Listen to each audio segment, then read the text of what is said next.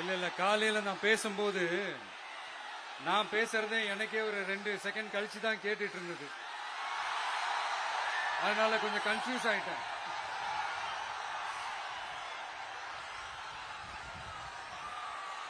Okay, முதல்ல police டிபார்ட்மெண்ட்டுக்கு என்னுடைய மனமார்ந்த நன்றிகள். அவங்க இல்லனா அந்த பைபாஸ்ல இருந்து இந்த ஸ்பாட்டுக்கு என்னால வந்திருக்க முடியுமான்னு எனக்கே தெரியல. So once again, thank you so much.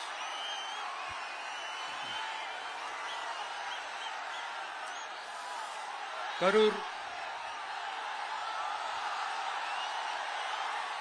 Amaravathi ஆத்தங்கரையில் இருக்கிற ஒரு ஊரு. அது மட்டும் இல்ல, இங்க ரொம்ப முக்கியமான டெக்ஸ்டைல் மார்க்கெட் ரொம்ப ஃபேமஸ், எல்லாருக்குமே தெரிஞ்ச ஒரு விஷயம் தான். அந்த மாதிரி கரூரை பத்தி பெருமையா சொல்லிக்கிறதுக்கு நிறைய விஷயங்கள் இருக்கு. அதுல எந்த மாற்று கருத்துமே கிடையாது. ஆனா இப்போ ரீசன்ட் டைம்ல பாத்தீங்கன்னா இந்தியாவிலேயே கரூர் அப்படின்னு சொன்னாலே ஒரே ஒரு பேர் தான் ரொம்ப ஃபேமஸா ஜொலிக்குது. அதுக்கு யார் காரணம்?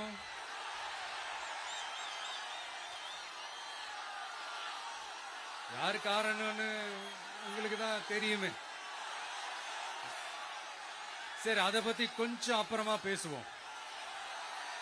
இப்ப நம்ம கரூர் மாவட்டத்தில் இந்த வாக்குறுதிகள்லாம் கொடுத்தாங்கல்ல, அது செய்வோம் இது செய்வோம் எல்லாம் சொன்னாங்கல்ல, அது ஒரு சின்ன லிஸ்ட் தான்.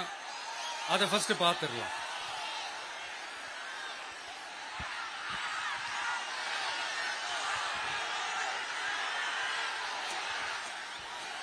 இந்த கரூர் மாவட்டத்தில் இந்த பேரீச்சை வளர்க்க சிறப்பு திட்டம் செயல்படுத்தப்படும். இத்திட்டத்தின்படி பேரீச்சை வளர்க்க நிதி உதவி வழங்கப்படும். வாக்குறுதி நம்பர் 81. பேரீச்சை மரத்தை விடுங்க, அட்லீஸ்ட் இந்த பேரீச்சை விதையாச்சும் கண்ணில் காட்டினாங்களா? துபாய் குறுக்கு சந்து கதை தான்.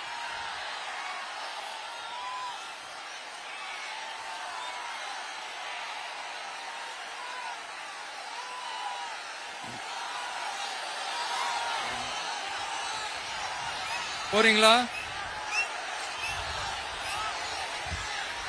அடுத்து இன்னொரு வாக்குறுதி இருக்கு. கரூர் விமான நிலையம் அமைக்க நடவடிக்கை எடுக்கப்படும்னு வாக்குறுதி நம்பர் 448. ஆட்சியே முடிய போகுது. 4.5 வருஷம் முடிஞ்சிருச்சு. இப்ப போய் ஒன்றிய அரசு கிட்ட அமைச்சர் போய் கோரிக்கை வைக்கிறாரு. என்னன்னு? ஏர்போர்ட் கட்டணும். ஐயா அமைச்சரே, இதுதான் உங்க டக்கா? நான் அந்த ஏர்போர்ட் கட்டுறதை பத்தி சொன்னேன் இல்லைங்களா? அது இங்க கட்டினா அந்த ஜவுளி தொழில்லாம் ரொம்ப நல்லா டெவலப் ஆகுன்றது உண்மையான விஷயம்தான். But at the same time இந்த பரந்தூர் மாதிரியே இந்த மக்கள் பாதிக்காத வண்ணம் அந்த இடங்களா பார்த்து அந்த ஏர்போர்ட் கட்டினா இன்னும் நல்லா இருக்கும். அப்புறம் நம்ம கரூர் பிரச்சனைக்கு வருவோம். இந்த மணல் கொள்ளை தாங்க கரூரோட தீராத தலைவலி. மணல் கொள்ளை கரூரை வறண்ட மாவட்டமாக்கிட்டது மட்டும் இல்லாம சட்டவிரோத கல் குவாரிகள் கரூரின் கனிம வளத்தை அழிச்சுக்கிட்டு இருக்கு. இதுக்கு காரணம் யாரு? சிஎம் சார் 11 மணிக்கு பதவி ஏத்துக்கிட்டா 11:05 மணல் கொள்ளை அடிக்கலாம்னு ஓப்பனா சொன்னவங்க தானே உங்க ஆளுங்க. 2026 மணல் கொள்ளை அடிக்கிறவங்க கிட்ட இருந்து அதுல வர்ற பணத்தை வச்சு தமிழ்நாட்டு மக்களை விலைக்கு வாங்கிடலாம்னு கனவு காண்றவங்க கிட்ட இருந்து நம்ம காவிரி தாய்க்கும் கரூருக்கும் விடுதலை வேண்டுமா வேண்டாமா? கிடைக்கும், கவலைப்படாதீங்க. தமிழ்நாட்டின் 3வது பெரிய ஏரி இங்க இருக்கிற பஞ்சப்பட்டி ஏரி. அதோட பரப்பு 1000 ஏக்கருக்கு மேல. அந்த ஏரி நல்லா இருந்தா விவசாயம் செழிப்பா இருக்கும். விவசாயம் செழிப்பா இருந்தா மொத்தமா பல லட்சம் குடும்பம் சந்தோஷமா இருக்கும். ஆனா பல வருஷமா அது சீரமைக்காம அதுக்கு தண்ணி வர்ற வழிகளை சரி செய்யாம போட்டு வச்சிருக்கிறாங்க இந்த ஆட்சி செய்யறவங்க. நம்ம ஆட்சி, அதாவது உங்க ஆட்சி வரும் அன்னைக்கு இந்த பஞ்சப்பட்டி ஏரிக்கு உயிர் வரும். உங்க முகத்தில் நிம்மதி, சந்தோஷம் எல்லாம் திரும்ப வரும்.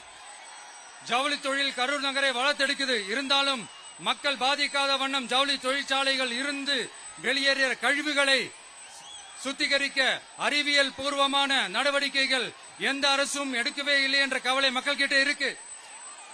இதை தீர்க்கக்கூடிய பிரச்சனைகள் எல்லாம் அலசி ஆராய்ந்து உண்மையாகவே நாம அவற்றை முன்னெடுப்போம். கரூர்ல இருக்கிற முக்கியமான பிரச்சனைகளை பத்தி நம்ம பார்த்தோம் இல்லையா?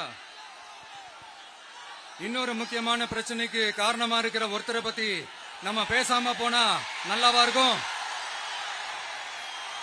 கரூர் வரைக்கும் வந்துட்டு அவரை பத்தி பேசாம போனா நல்லா இருக்குமா? நல்லா இருக்காதுல. எதுக்கு சுத்தி வளைச்சுக்கிட்டு ஸ்ட்ரைட்டா விஷயத்துக்கே வருவோம். இந்த கரூர் மாவட்டத்தில் ஒரு மந்திரின்னு ஒருத்தர் இருந்தார்ல. இப்ப ஒரு மந்திரி இல்ல, ஆனாலும் மந்திரி மாதிரி. நான் யாருன்னு உங்களுக்கு சொல்லிதான் தெரியணுமா என்ன? ஒரு க்ளூ ஒண்ணு கொடுக்கலாமா?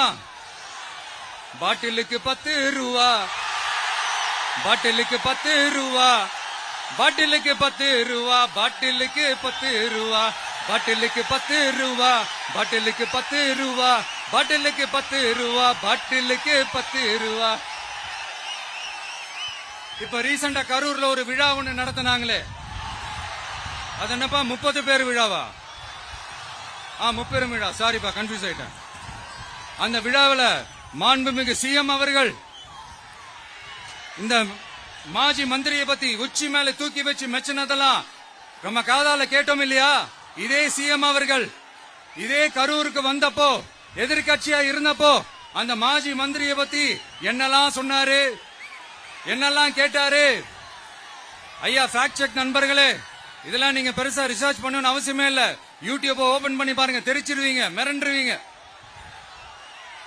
இந்த திமுகவுக்கு இந்த மாஜி மந்திரி இப்ப என்னவா இருக்கிறாரு அப்படின்னு மக்கள் பேசிக்கிறாங்க தெரியுமா? இந்த திமுக குடும்பத்துக்கு ஊழல் பண்ற பணத்தை எல்லாம் 24x7 டெலிவரி பண்ற ஒரு ஏடிஎம் மெஷினா இருக்கிறாராம் அப்படின்னு நான் சொல்லுங்க, ஊருக்குள்ள பேசிக்கிறாங்க. சரி, இங்க ஓகே. இன்னொரு முக்கியமான விஷயம், இங்க போலீஸ் பாதுகாப்புலாம் இருக்கா இல்லையா? போலீஸோட கைகள்லாம் கட்டப்பட்டிருக்குன்னு நினைக்கிறேன். போலீசார் மக்கள் தான் சார் எஜமானர்கள். மக்களுக்காக மட்டும்தான் பயப்படணும், வேற யாருக்காகவும் பயப்படணும்னு அவசியமே கிடையாது. இன்னும் 6 மாசம் தான். ஆட்சி மாறும், காட்சி மாறும், அதிகாரம் கை மாறும். உண்மையான மக்களாட்சி, மனசாட்சி உள்ள மக்களாட்சி அமையும். அப்ப தெரியும் எல்லாருக்கும் சுதந்திரமும் பாதுகாப்பும் 100% வரும். தேங்க்யூ நண்பா. கான்பிடண்டா இருங்க, நல்லதே நடக்கும், வெற்றி நிச்சயம். அஷ்மிகா 9 வயசு ஒரு பொண்ணு காணுமா? நீங்களே நம்ம தோழர்கிட்ட சொல்லி கண்டுபிடிச்சு கொடுத்துருங்க. அஷ்மிகா 9 வயசுல ஒரு பொண்ணு காணுமா? தம்பிகளா கொஞ்சம் தேடி கண்டுபிடிச்சு கொடுத்துருங்க. அஷ்மிகா